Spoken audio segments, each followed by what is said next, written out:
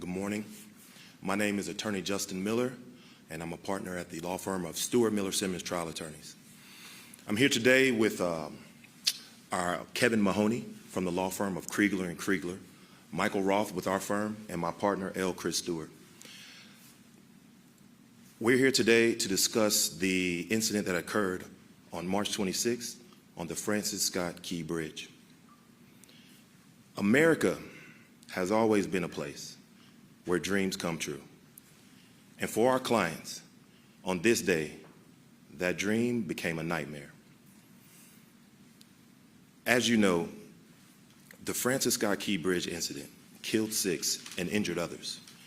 And today, we're going to talk to you a little bit about the case and give you some updates on our clients.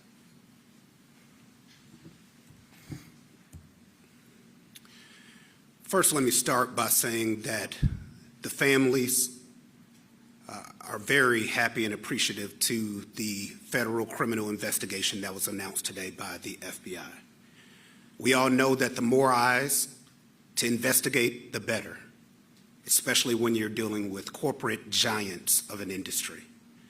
The families are very happy with the investigation as it's been going so far. We've all seen the information that is starting to come out about the issues with the Dolly.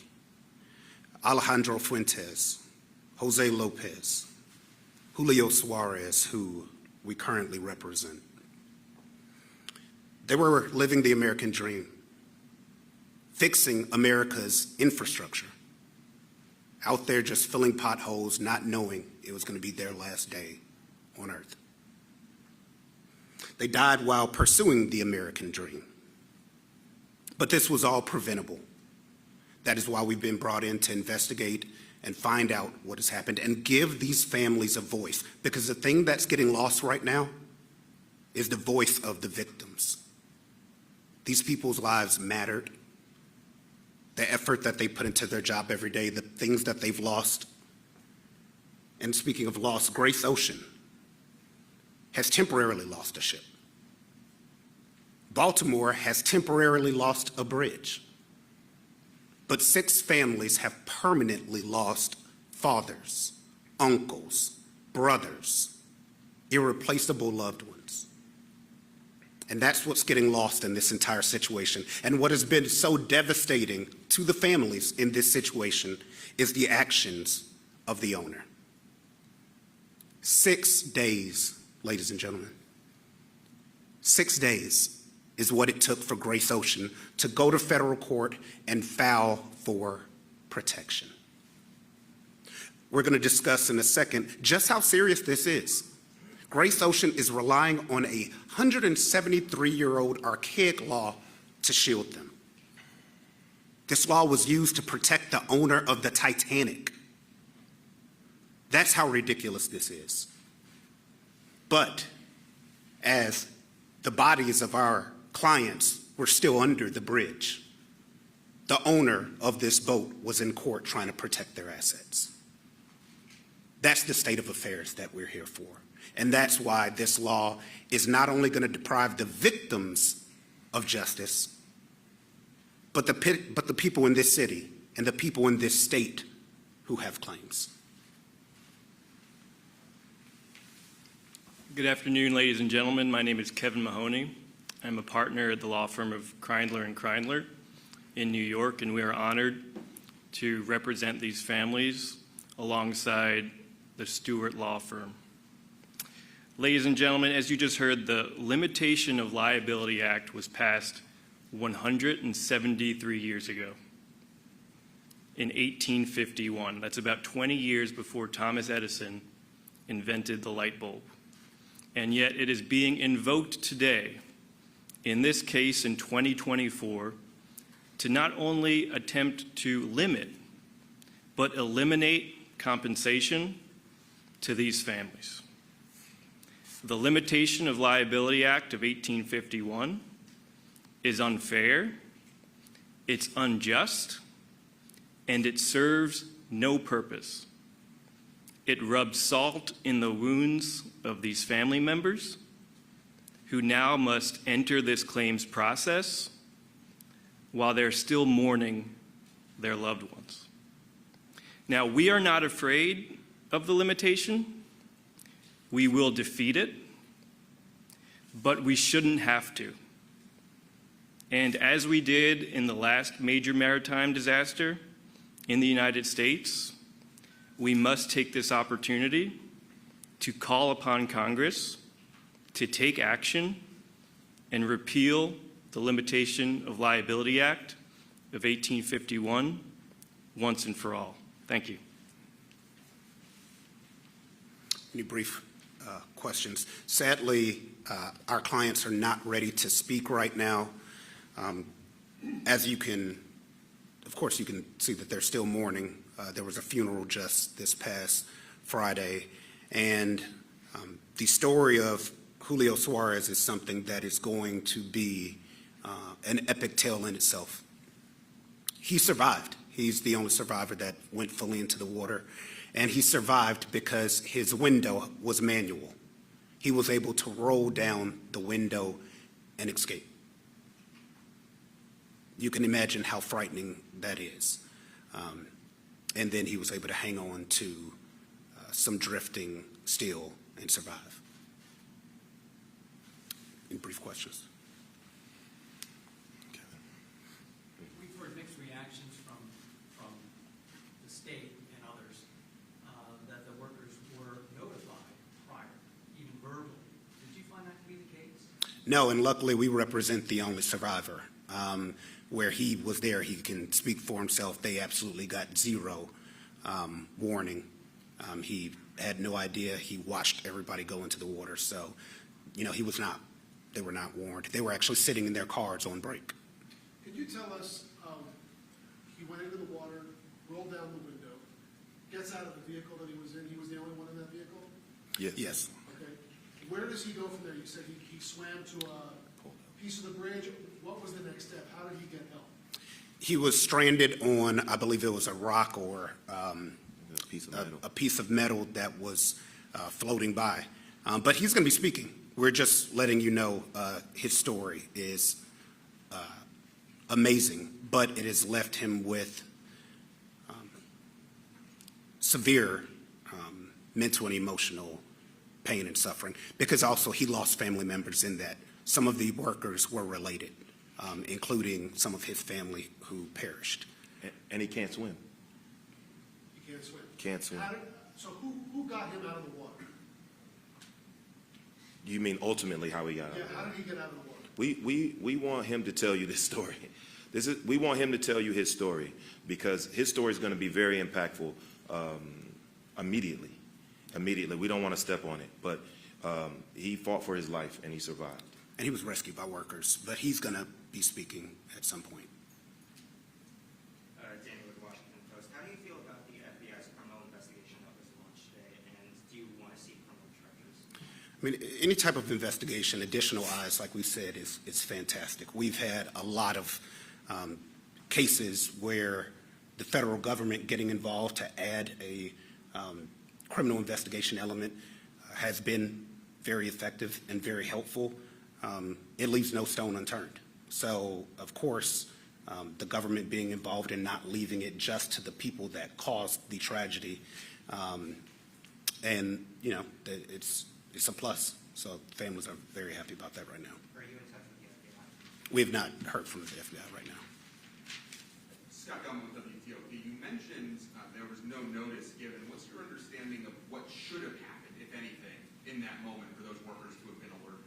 We'll learn more as the investigation is ongoing. We don't have any further information on that right now. As everybody knows, the facts are still coming in. The only thing we've really been doing is grieving with the families. It hasn't even been much talk about the legal process and things that are going on. The only devastating conversation we had to have with them was informing them that the people responsible for this have already gone to court to stop their future cases. So imagine telling that to grieving families that while they're planning a funeral, the owner of the boat is in court trying to stop the city, state, and victims from filing claims. The city mayor of Baltimore also announced today that the city is taking proactive steps Yes. to address what happened. Are you involved in that process? But there's quite a few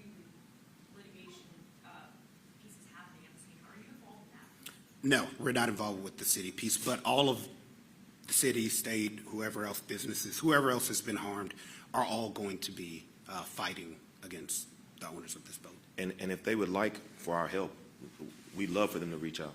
We'd love to talk to them anytime. Yes, ma'am. Beatrice Peterson, ABC News. I was just trying to get some more information about any lawsuits that you guys are filing or planning to file. And I also want to hear what justice looks like for you, for these 3 men who are victims. Yeah.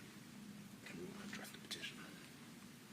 Sure. So the first step for us, because we're required to do it, is to file a claim within this limitation action presently pending in federal court in Maryland. And from there, the claims will proceed like a normal personal injury lawsuit. And we will seek the maximum available compensation for our families and the victims. Just to piggyback off that, so this case it's essentially you're filing a response to Grace Ocean's, what they've already filed? Yeah, we're required to file by September 24th a claim against the vessel owner, the petitioners in that proceeding. And if we were to go, for example, to a different court, it would be dismissed because the court's order has stayed all claims against those parties, the vessel owner. Okay, so it'll just be one case starting, and it will be proceeding that. The case against the vessel owner will proceed in federal court in the limitation proceeding. There are potential avenues to proceed in another venue, a state court venue. Those options are on the table, but at this early juncture, the first step will be to file claims within the limitation proceeding. You mentioned that you want Congress to repeal the Limitation Act. Can you talk a little bit more about that? Yeah, so in a normal personal injury claim, the injured party takes their time, investigates the claim, and brings the claim in a venue of their choice. And what the Limitation Act does, it flips that on its head. The petitioner brings the claim in a federal venue, which can operate to deprive the injured parties of a right to trial by jury. And it's the injured person who was wronged, in our view, who should be able to select a venue of their choice, who should obtain a trial by jury if they want one, and who should not have to face a limitation or potential limitation of the damages that they are owed. This is just going along with the following up on the procedural path of this case. So as the judge indicated that he's going to wait until all claims are filed by the 24th or September 24th before ruling on whether the ship owner limited its liability in this case. Just how does this case proceed? So the case will proceed once the monition period is up in late September. Much like a normal injury lawsuit, there'll be discovery, and we will be investigating through that discovery process the liability of the vessel owner under maritime law principles, with a little bit of complication here given that the National Transportation Safety Board's investigation will take precedence, and they have basically exclusive access to the evidence. So we'll have to let that board process play out. And then you have the burden as the claimant to establish negligence on behalf of the vessel owner. And then there's a separate analysis. They can seek to limit their liability to the stipulated value of the vessel, with some caveats that we don't have to get into here, if they show that they lacked what's called privity or knowledge over those negligent acts.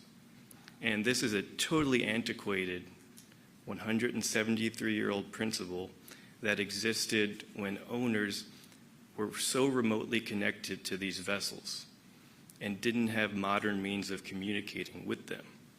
And the fact that it's being invoked today, it doesn't surprise me because the law is on the books, but it shouldn't be this way. We should not be dealing with this almost 200-year-old arcane process. Are your clients just looking